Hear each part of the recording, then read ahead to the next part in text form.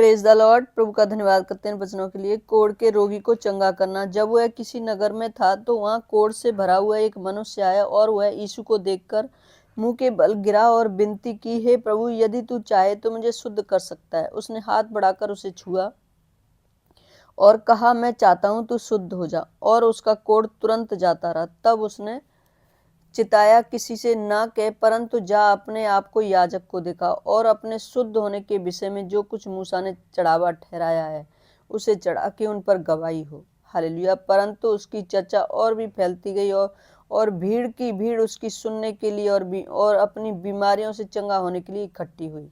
परंतु वह जंगलों में अलग जाकर प्रार्थना किया करता था। हालेलुया। एक दिन ऐसा हुआ कि वह उपदेश दे रहा था और फरीसी और व्यवस्थापक वहां बैठे हुए थे। गलील और यहूदिया के हर एक गांव से और यरूशलेम से आए थे और चंगा करने के लिए प्रभु की सामर्थ उसके साथ थी। उस समय कई लोग एक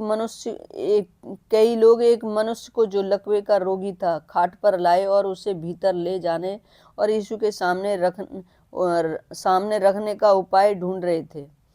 पर जब भीड़ के कारण उसे भीतर ना ले जा सके तो उन्होंने छत पर चढ़कर और खपरेल हटाकर उसे खाट समेत बीच में यीशु के सामने उतार दिया। उसने उनका विश्वास देखकर उससे कहा, हे मनुष्य, तेरे पाप क्षमा हुए। हालेलुया। तब शास्त्री और फरीसी विवाद करने लगे कि यह कौन है जो परमेश्वर की निंदा करता है। परमेश्वर को छोड़ और कौन पापों को क्षमा कर सकता है। हालेलुया।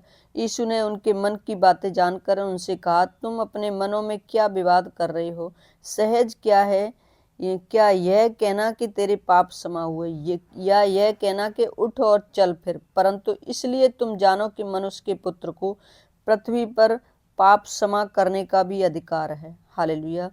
उसने उस लकवे के रोगी से कहा, मैं तुझसे कहता हूँ, उठ और अपनी खाट उठाकर अपने घर चला जा। और वह तुरंत उनके सामने उठा और जिस पर वह पड़ा था उसे उठाकर परमेश्वर की बड़ाई करता हुआ अपने घर चला गया। हालेलुया। तब सब चकित हुए और परमेश्वर की बड़ाई करने लगे और बहुत डर कर कहने लगे, आज हमने अनोखी बात देखी है। हालेलुया। प्रभु का धन्यवाद करते हैं। प्रभु आपको आशीष दे। आमीन।